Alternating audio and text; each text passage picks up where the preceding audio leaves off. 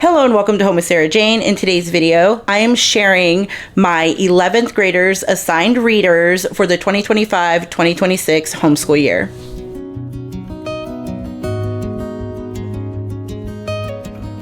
If you're new here, hello and welcome. My name is Sarah and I'm a homeschooling mom to two girls, ages 13 and 16. And we are going to discuss assigned readers for my 11th grader, Bella. Now, Bella has always been the kid that loves to read. So it was never very challenging to assign her books or to get her to read. But this year, we're really focusing on what goes with her curriculum. So most of her readers are going to be readers that go along with her Notgrass history course.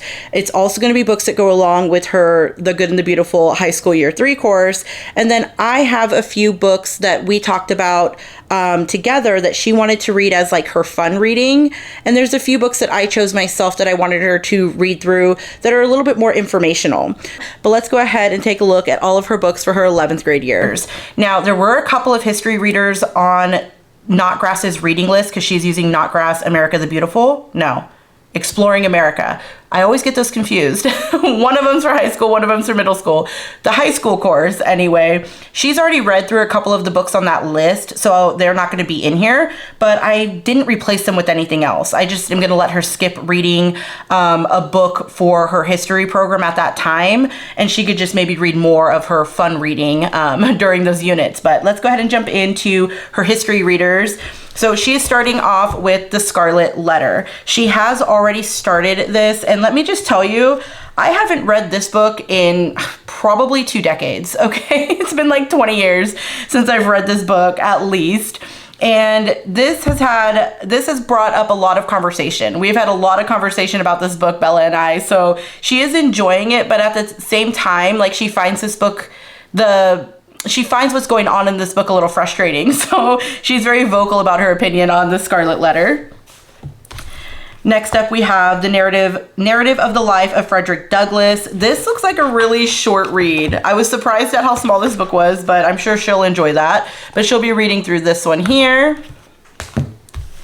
She will also be reading through a narrative of the life of David Crockett, and this one is by himself. This one doesn't look too bad. I'm sure she's going to enjoy having some pictures in her books as well. Humorous Stories and Sketches. Again, another really thin reader. She does enjoy some of Mark Twain's writing, so I think that she'll actually enjoy this one. She'll be reading Uncle Tom's Cabin. I actually have a nice copy of Uncle Tom's Cabin on my shelf, but it was like a huge style book. So I actually bought this one just to make it easier. So if she needs to carry around her book, like if she's on the go, it's like actually gonna fit in a bag. So now I have 2 copies of Uncle Tom's Cabin. She'll be reading Miracle in the Hills, the lively story of a woman doctor's 40-year crusade in the mountains of North Carolina. This one sounds interesting. I might have to give this one a read. Mama's Bank Account, the funny, touching, gentle story of a Norwegian-American matriarch and her loving family. Again, this isn't one I've ever heard of either, so I might give this one a read as well. It doesn't look like a long read, so I might read that one too. Okay, To Kill a Mockingbird. This was on her reading list a couple of years ago, I believe, and she just, for some reason, could not focus on reading this book, so we actually pulled it off of her reading list. But now that it's on her history reading list for this year, she's going to give it another try. So she's going to try to read through To Kill a Mockingbird. And then she'll also be reading through The Giver. Now, this one I'm a little excited for her to read. I'm hoping she'll enjoy it because she actually really loves a lot of the books by this author. So I'm hoping that she really enjoys reading The Giver this year. Okay, so now when it comes to language arts, I really didn't pick anything out to go along with her language arts reading because she is using The Good and the Beautiful and they have their own little book packs. So she will be reading through Florence Nightingale. This doesn't, again, it doesn't look like a long read either. She will be reading through The Call of the Woods, and this just looks, is this like a short story or is this poems? I'm not quite sure. Oh, I like that it has a little ribbon bookmark though. So she'll be reading through this one.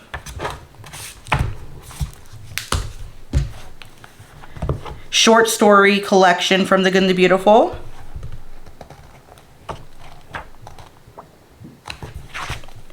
And then she'll be reading through The Little Duke.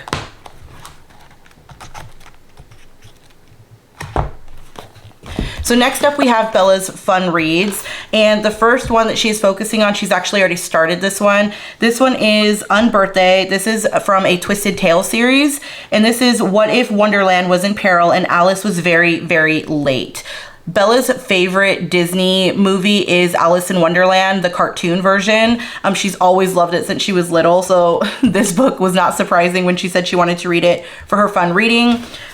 Well, she's currently on chapter 9. I know so far she's really enjoying it, so she wants to work her way through this one.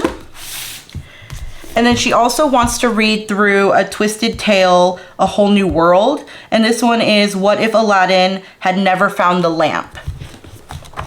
So again, she really likes these like alternate stories when it comes to villains and princesses and all of that. So I know that she's really going to enjoy this series. She also wants to read through As Old as Time, A Twisted Tale. What If Belle's Mother Cursed the Beast? So again, it's just another spin on the stories. And Bella also really enjoys the Beauty and the Beast movie. So again, I wasn't surprised when she picked this one because there are a ton of different versions of these Twisted Tale books. And then she also wants to get through Part of Your World, A Twisted Tale. What if Ariel had never defeated Ursula? So again, just something a little bit different to some of those classic stories that we're used to. And then the last one on her fun reading list is actually a series as well, but she's gonna start off with the first book and see if she actually likes it. This is Shadow and Bone. So she hasn't read through any of this yet. I'm not quite sure how she's gonna feel about it, but a friend of hers actually recommended this series to her, so she wanted to give it a try. So we just started off with purchasing the first one and we'll see how that goes. So that was it for her fun reading. And now the last section is kind of like a little bit more of like a nonfiction section, I guess you can say, that I wanted to read through.